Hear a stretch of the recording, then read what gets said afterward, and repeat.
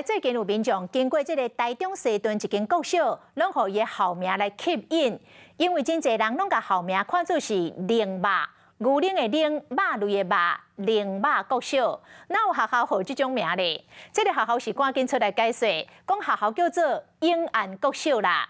永安这两字是用类似体来呈现，远远看，迄个字体确实是进行灵肉这两字，所以才会造成误会。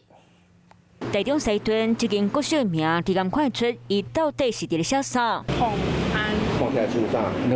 驴肉。永安国小啊，对啊，伊即马改卤肉啊。驴肉。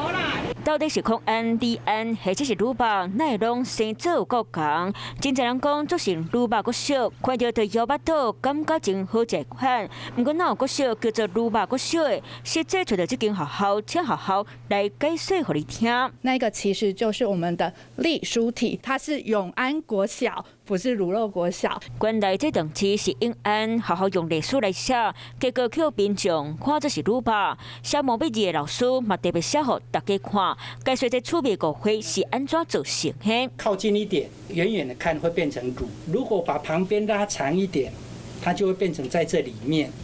那看起来就跟楷书的肉就有点像。写毛笔字的老师讲，当时写字的人有个人风格，加上毛笔字有真侪种表现，民众甲因安看作是鲁巴，学校是感觉无啥，也可以当互民众对毛笔字有更加进一步的了解，嘛是袂歹效果。